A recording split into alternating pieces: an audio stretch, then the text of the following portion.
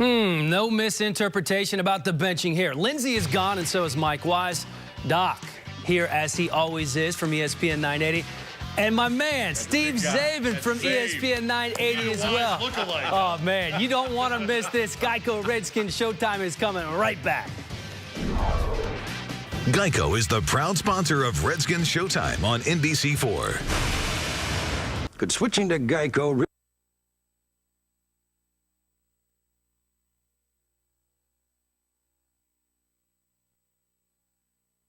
guarantee it? Now, it's time for the Washington area Hyundai dealers Redskins Roundtable. Hello, everybody, and welcome back to Geico Redskins Showtime. Doc Walker here, as always. Steve Czabe filling in for Mike Wise, who is on vacation. And he's always on vacation. You know, how does he get more prime time than any major talent in this town? He has 2 jobs, and he has more vacation than anybody else. Yeah. It's incredible. And we're still talking about him, so we're going to stop doing that. Wise, maybe you're watching at home. No more Wise talk. We're talking about Mike Shanahan, and it looked like, other than the win, things worked out okay in terms of the quarterback change. And I asked Coach Shanahan that specifically in his press conference on Monday, just if he felt any of that "I told you so." Take a listen. You know, that's part of coaching. People are going to question you all the time. You know it's part of the process, but you've got to do what you believe is right. And what I do is I get a chance to evaluate these guys every day. I'm out there with them. And I know a lot of people got a lot of passion for football, and I think one of the reasons it's so popular that everybody believes that they've got the answer to what's right. And I think that's what's great about our sport. But on the other side, you got to do, you know, you evaluate these players all the time. You're looking at film 10, 12 hours a day. So you have a gut feeling when guys are going to play good. Redemption for Shanahan? Yeah or nay? Well, I don't think you can be, there's no redemption for me until you win. I knew you were going to say that. You're right. I know I'm odd. I know Crazy I'm odd. how winning still matters to Doc. It always does. It's the only reason to be in the business. It's the only reason to do what you do every day is to try to win games, get into the playoffs. And if you're not doing that, then you're a bank robber. We were killing them. You guys on sports radio were killing them. How can you say I told you so when his quarterback rating was lower than McNabb's was the previous week against a worse defense, and he had 3 turnovers? I don't get how that's redemption. I mean, the bar was he's going to be awful, and he was okay. So, see, I told you so. That's ridiculous. So 4 touchdown passes, a career high. That's great. 3 were screen passes. Very good in the red zone. Yeah. You can't take that away. Overthrew Very Moss, good in the red zone. Look, if McNabb overthrew Moss on that one play, they'd be screaming about McNabb's footwork or whatever. Right. But because it was Grossman, they're like, okay, well, all right, he's learning the way out there and whatever. It was 27-7 at one point, you know that. Yeah, but on the flip side, Doc, were you surprised by how well he played? Because I absolutely was. He played a career game. I was encouraged by his preseason performance, and I expected him to do well because he'd been in the system. And the one thing he had, even throughout training camp, was an understanding of where to go with the football. And that's exactly what he did. And so if you had a year head start and you're a pro, a guy who has quarterbacked the team and been to a Super Bowl, this is what he should have done. But because the bar was set so low. The bar was low, and it's one game. Yeah. In fact, evaluating whether Grossman's your guy for next year based on 3 games is insane. The data points for Rex Grossman extend at least 5 years backwards, and the league's opinion is he's not a starter. It's not my opinion. That's what the league has said. So if they want to think they can find something because their system meshes so well with what he does, good luck. I'm pessimistic. His best season in the NFL, he had 20 interceptions, and his quarterback rating was about 80. So, yeah, the bar has not been very high for him. Was it interesting for you guys to see Donovan McNabb on the sidelines as he tried to help Rex? To not tried yawn. to be involved in the game and not yawn, exactly. Which he failed at, but yeah. I thought he was a reasonable pro on the sideline. I mean, it's got to be tough for any quarterback. Did you agree with this, Doc? Yeah, he's a captain. I mean, they voted him captain. He's captain. He was active. He practiced throughout the week and could have gone in the game. If Rex had been injured, he would have been in the game.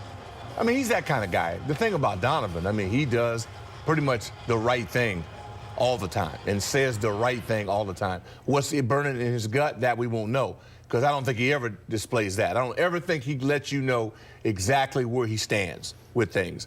But my philosophy, again, I know this is odd to people, I'm focused on the people in the game, not out of the game. In the game, trying to build to winning. This whole town is more as the world turns. They shut down the press. Oh, this guy said this guy said that. It's irrelevant to me. So you don't want to talk about Fletcher Smith, Donovan McNabb's agent, and what That's he a said? cheerleader. Agents, leaks. The Redskins had leaks, which I thought was unprofessional. A lot of them. A lot of leaks. Yeah. So that's just a counter for the agent. That's the agent's job. I don't blame him, but I don't discuss guys that aren't slated to play. If that's the case, I might as well talk fantasy. What we're talking about, I want to share with everybody, in case you haven't heard, this happened a couple of days ago. Fletcher Smith, who is Donovan McNabb's agent, about 560 words he sent out. It was basically a press release saying, this is what's going on. This is why we believe that Donovan's not fitting in the system.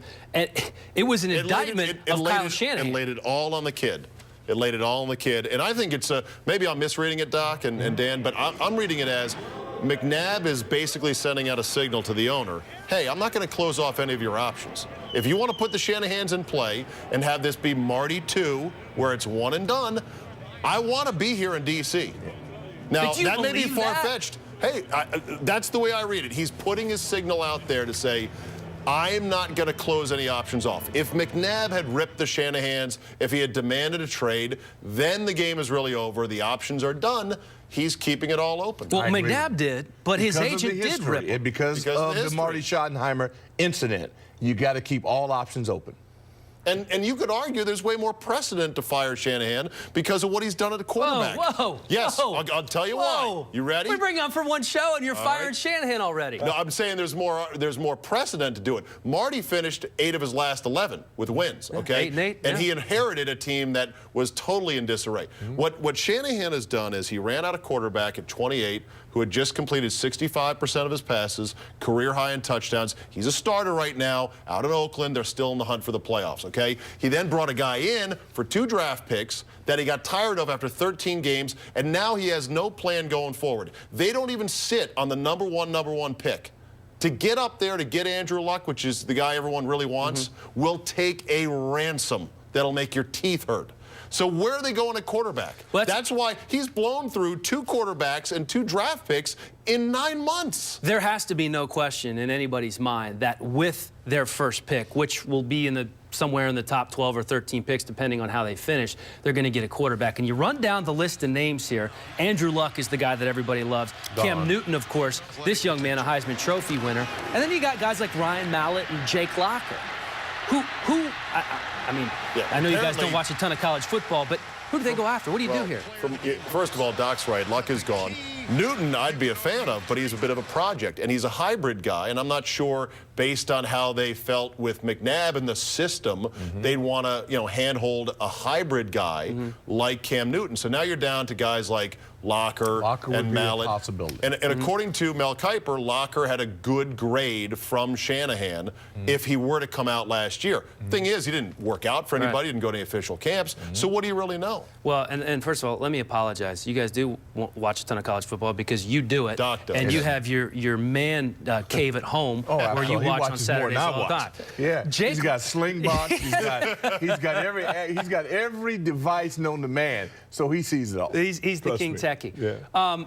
I think Jake Locker is the guy because in the back of my mind, he's a quarterback who has all the physical tools, a very good athlete out at Washington who has underperformed this year. Had he left last year, potential top 10 pick. Could have been number 1, according to some. He's like a Jake Plummer type guy. He could be. All right, we're going to talk about much more involving the Redskins, maybe who they're going to pick coming up after Geico Redskins Showtime takes a break.